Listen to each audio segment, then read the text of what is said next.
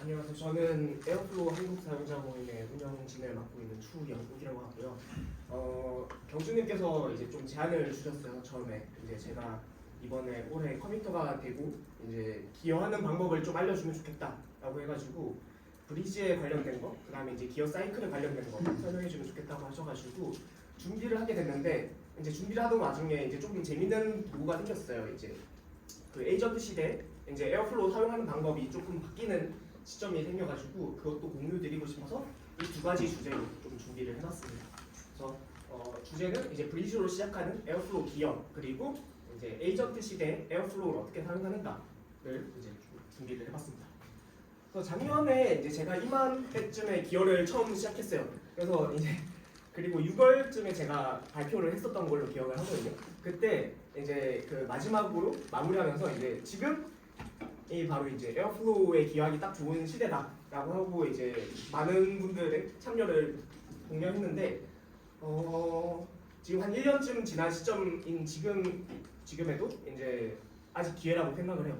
왜냐하면 저 때는 이제 전환점이어서 기여할 부분이 많이 생겼지만 지금은 AI가 나오고 나서 그 다음에 이제 그 에어플로우가 이슈를 대응하는 법, 그 다음에 이제 PR을 날리는 법 이런 것들이 전면 개정이 되고 이제 방향성을 좀 갖춰가고 있거든요. 그래서 지금 또 저는 여전히 기회라고 생각하고 조금 더 다른 조금 더 쉽게 기여할 수 있는 기회라고 생각을 합니다. 그런데 이제 제가 이렇게 쉽다고 이야기해도 사실 기여하는 것 자체가 어렵긴 하거든요. 근데 그 어려움이 제가 생각했을 때는 몇 가지가 있는데 첫 번째로는 좀 진입장벽이 있는 것 같아요. 이제 에어플로우에 기여한다라고 하면은 진입장벽이 좀 있는 것 같습니다. 사실 저도 이제 운영진들끼리 기여하기 모임이나 동아리 같은 게 없고 그 다음에 처음 진입을 안 했으면은 너무 힘들었을 거예요. 이제 그래서 제가 생각하는 진입장벽들에 대해서 좀 이렇게 정리를 해봤어요. 그래서 2015년부터 이제 시작된 아파치 에어플로우는 좀 성숙한 프로젝트라고 많이 이야기를 하잖아요. 근데 그만큼 코드 베이스가 정말 크고 그 다음에 테스트가 많이 빡빡하게 되어 있습니다. 그리고 나서 그 테스트는 어떻게 잡아내냐 했을 때 에어플로우에 PR을 보내면 이제 CI 체크라는 게 돌게 되거든요. 그 CI 체크가 뭐 프로바이더들도 있고 이제 E2E 테스트도 있고 뭐 여러 가지 테스트, 스태틱 체크를 다 하게 되는데 그 엄격한 스태틱 체크가 좀 부담이 되는 것 같아요. 제 생각에는. 그리고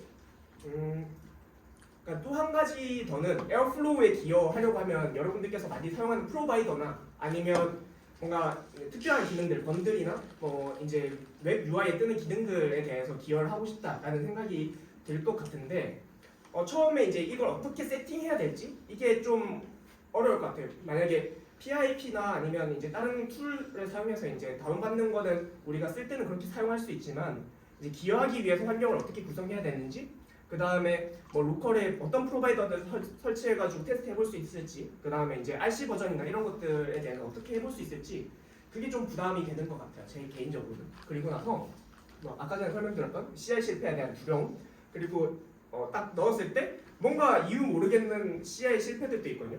좀 플래키하게 터지는 CI가 있는데 그랬을 때 이제 좀 당황하게 되는 것 같아요. 좀.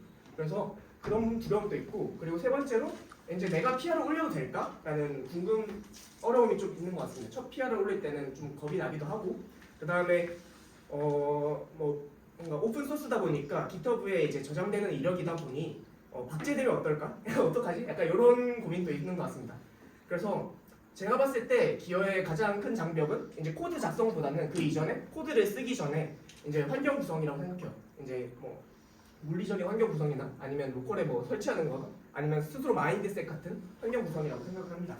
그래서 오늘 제가 이 자리에서 아파치 에어플로우라는 프로젝트의 기여 사이클 한번 이렇게 훑어보고 여러분들께 이제 그러니까 코드를 쓰기 전에 있는 환경 구성에 대한 부담을 줄여주는 게 제 목표예요. 그래서 이제 제가 파악한 이제 기여 사이클은 이렇게 됩니다. 첫 번째로 기여할 곳을 찾고, 그 다음에 이제 개발 환경 세팅하고, 기여 작업을 하고, 그 다음 스태틱 체크를 로컬에서 한번 돌립니다. 그리고 나서 통과가 되면 이제 PR을 올리게 돼요. 그리고 PR을 올리면 이제 커미터나 아니면 다른 기여자분들께서 리뷰를 하고, 그 다음에 이제 승인이 나면 이제 머지가 되고, 그 다음에 이제 보통 이제 기여하시는 분들은 머지까지 생각하시는 분들도 많은데, 그 에어플로우는 RC 테스팅이라는 과정도 거칩니다. 내가 기여한 내용이 이제 실제 그 버전에 들어왔을 때 테스트 버전에 들어왔을 때 실제로 동작하는지 안 하는지 아니면 다른 커밋들이나 다른 뭐 먼저 머시된 것들 때문에 내 기능이 동작 안 할 수도 있잖아요. 그런 경우까지 마지막 검증하는 과정을 거치는 기여 사이클을 가지고 있어요. 그래서 이거에 대해서 하나하나 조금 더 자세히 살펴보도록 하겠습니다. 먼저 기여할 곳을 찾는 것입니다. 기여할 곳을 찾는 거는 이제 그 에어플로우 레포지토리에 들어가 보면 이슈 탭이 있잖아요. 그러니까 이제 뭐 일단 좀 쉬운 이슈들 찾으셔도 되고 내가 관심 있는 이슈들을 찾아보셔도 됩니다. 그리고 혹시나 이제 내가 사용하다가 뭔가 문제가 있다라고 하면은 그 이슈에 그 올려서 이제 논의를 할 수도 있어요. 근데 만약에 내가 이슈에 올려서 논의하지 않고도 내가 바로 PR 올려서 이제 수정할 수 있겠다 싶은 거는 이슈에 올리지 않고 스킵하고 이제 PR로 바로 올려주셔도 됩니다. 그리고 이제 두 번째는 이건 에어플로우의 전반적인 방향성을 이해하고 내가 그 같이 나아가는 방법인데요.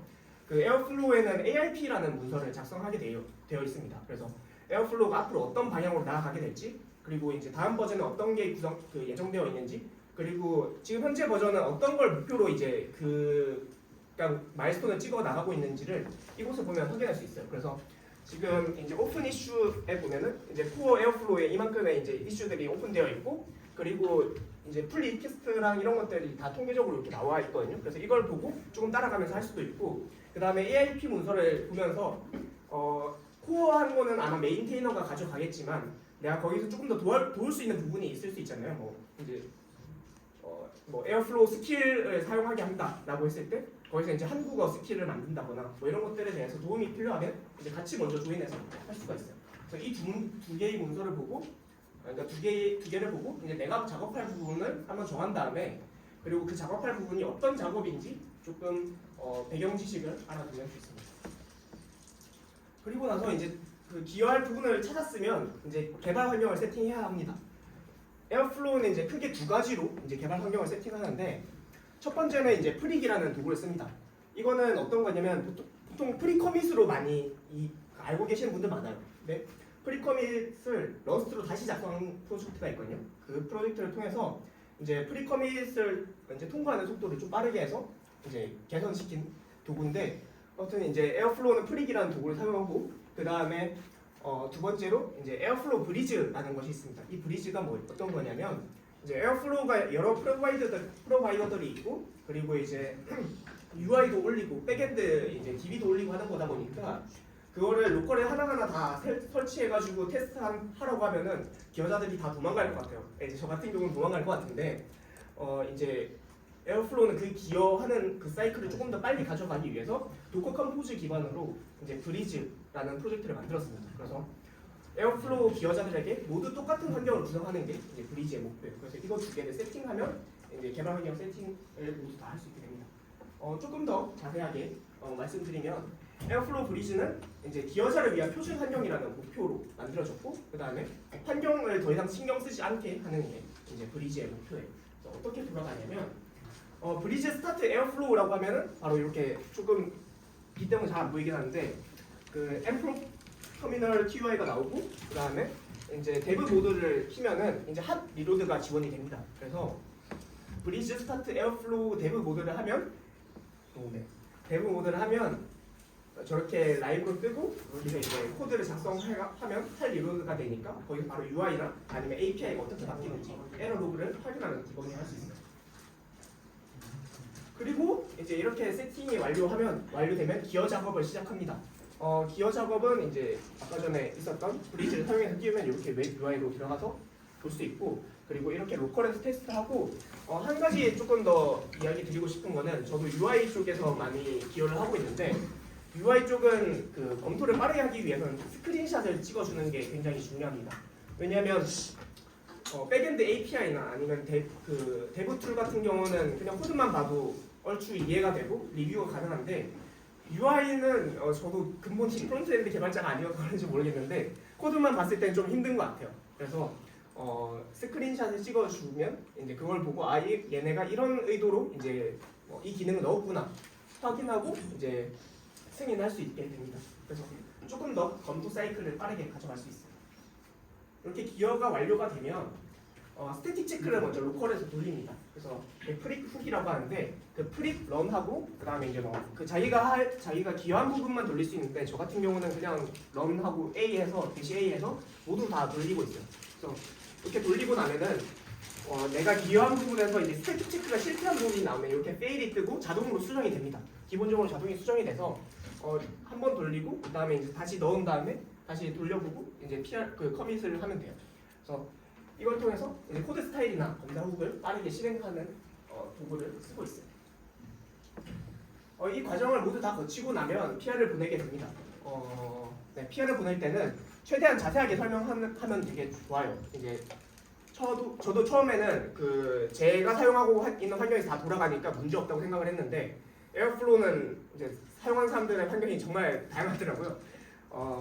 FAB를 쓰는 분들도 있고 심플 어스 매니저를 쓰는 분들도 있고 그 다음에 이제 리눅스에서 쓰시는 분들도 있고 맥에서 쓰는 분도 있고 그 다음 터미널 환경에 따라서 또 다른 경우도 있어가지고 최대한 자세하게 설명해주면 좋습니다. 예를 들면 지금 제가 요 장표를 작성하기 4일 전에 작성한 건데 이때 있었던 문제가 뭐냐면 저는 맥 환경에서 사용했고 그 다음에 이제 심플 어스 매니저를 사용했어요. 근데 아무튼 이 뒤에 장표에서 설명드릴게요. 그래서 그 Y랑 이제 before에서 이제 어떻게 재현할 수 있는지 설명하고 재현에 대한 캡처 아니면 저는 동영상을 했는데 캡처를 해서 보내주면 좋습니다. 그리고 나서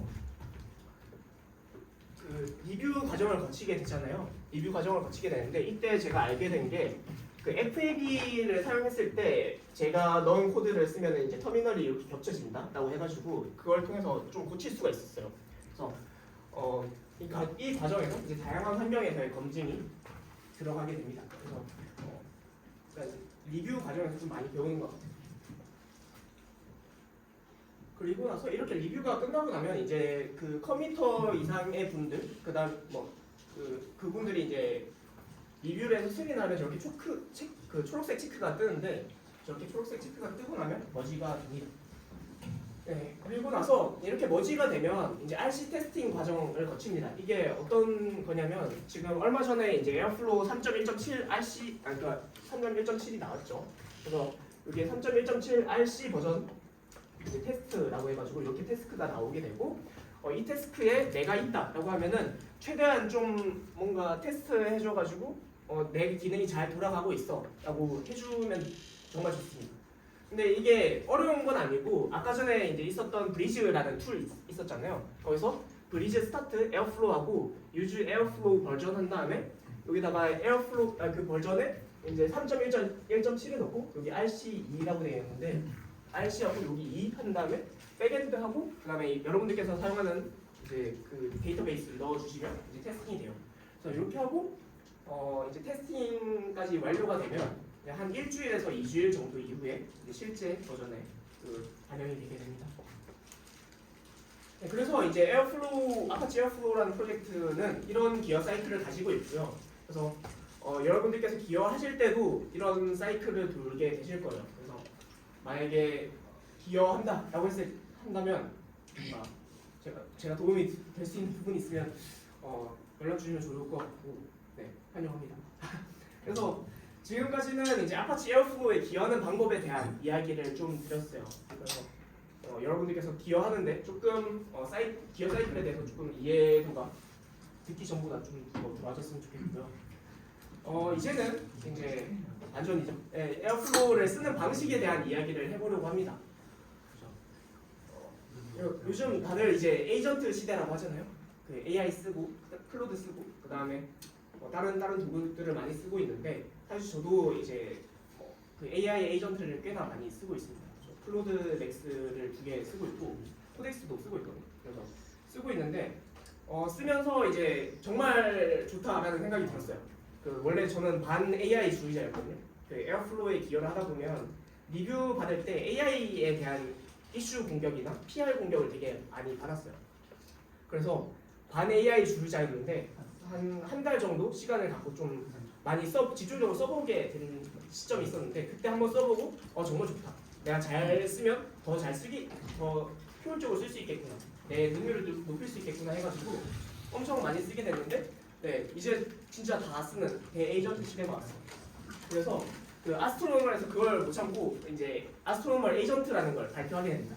이걸 한 줄 요약하면 AI 코딩 어시스턴트의 이제 에어플로우와 데이터 웨어하우스 전문 지식을 주입하는 플러그인입니다. 그래서 여기서 중요한 점은 이거는 단순히 그 에어플로우 문서를 학습한 LLM이 아니에요.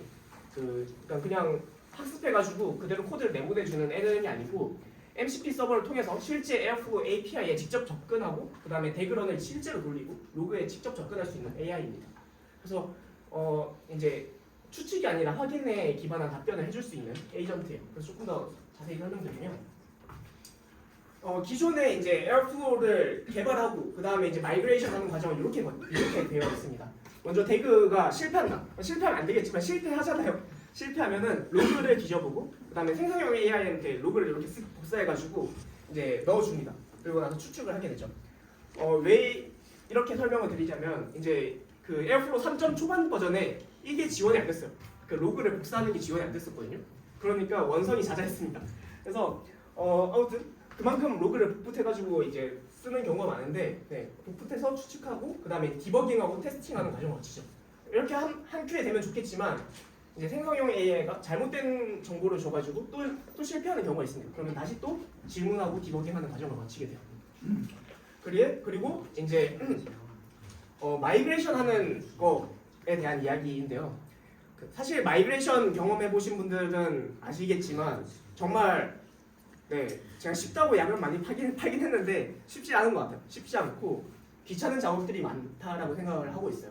심지어 에어플로우 3 버전에 올라오고 나서는 그 대그를 임포트하는 방식이 바뀌었잖아요. 그래서 매우 귀찮습니다. 근데 그거를 기존의 방식에서는 2점대랑 3점대 차이점을 공식 문서로 확인하고 How to Migration 문서로 확인하고 하나하나 수정을 하는 과정을 거쳤어요. 이런 귀찮은 이제 기존의 방식을 쓰고 있다가 그 아스트로노 에이전트를 제가 최근에 좀 많이 쓰고 있거든요. 쓰면서 어떻게 바뀌었냐면 에어플로우를 이제 좀 실행하다가 실패하면 이제 왜 실패했어? 디버깅하고 왜 실패했어? 하면은 얘가 실제 로그를 좋아해서 원인 분석하고 해결책을 제시하고 아스코드까지 수정을 해줍니다. 그리고 나서 두 번째 테스트 같은 경우도 테스팅 대그 한 다음에 테스트해봤다고 하면 실제 트리거로 테스트한 다음에 확인에 기반한 답변을 주고요.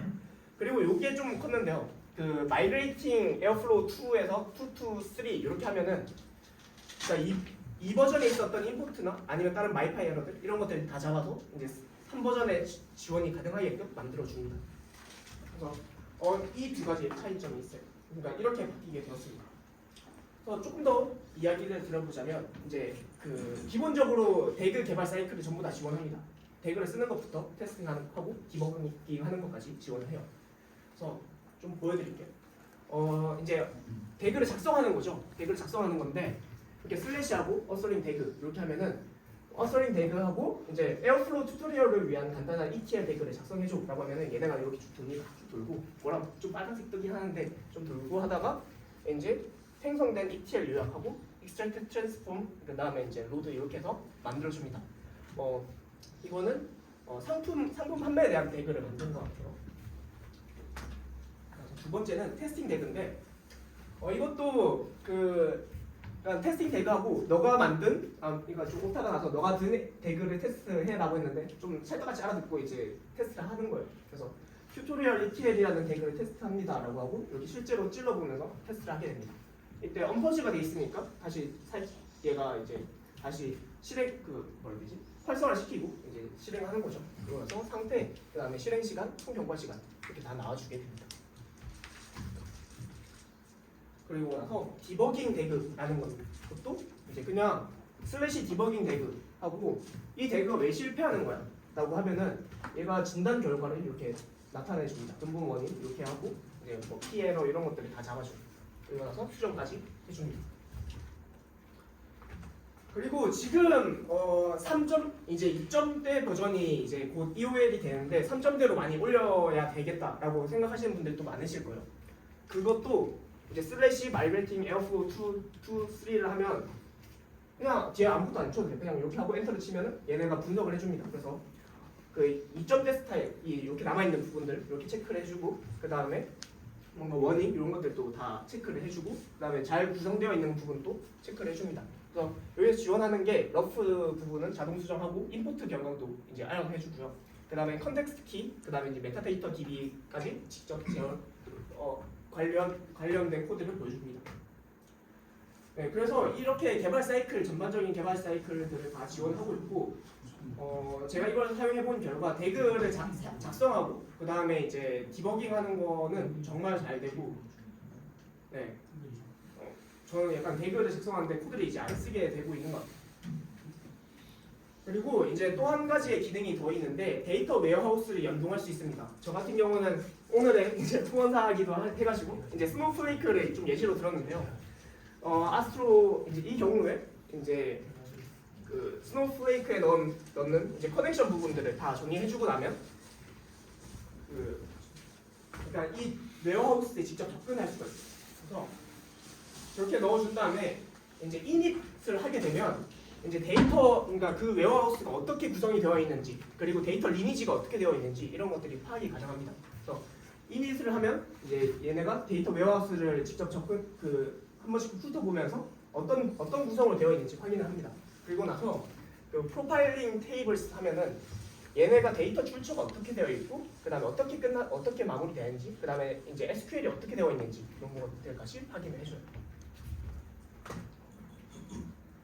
저는 좀 신기한 기능이라고 생각하고 좀 재밌었던 기능이었는데 그러니까 제가 이제 설정한 이제 데이터 웨어하우스에 이제 그 애널라이징 데이터라고 하고 이제 매출 데이터를 분석해가라고 시켜봤어요. 그래서 매출 데이터를 분석하겠습니다라고 하고 이렇게 쭉 지나가면서 이제 매출 데이터에 대한 요약, 그다음에 이제 일별 매출 추이, 그다음에 제품별 실적, 그다음에 이제 카테고리별 이제 매출 비중이랑 그다음에 마지막으로 주요 인사이트까지 뽑아주더라고요. 그래서 뭐 랩탑 프로가 매출의 88%를 차지하고 다릴 제품이 이제 전체 매출을 주도하고 있다. 뭐 이런 인사이트까지 주는 게 정말 좀 신기했습니다. 그리고 이게 조금 뭔가 사실 완벽하진 않은데 어느 정도 미래라고 보고 좀 써보고 있습니다. 그래서 이 모든 기능들은 단 한 가지의 명령어로 세팅하고 실행할 수 있습니다. 어떻게 실행하냐면 그냥 npx skills하고 add astronomer agent라고 하면은 이렇게 git 클론을 한 다음에 이제 세팅 과정을 거치고 바로 저는 클로드 코드를 쓰고 있어서 슬래시하고 하면은 바로 이렇게 쓸 수가 있어요. 바로 저 명령어를 치고 세팅하면 바로 사용할 수 있습니다.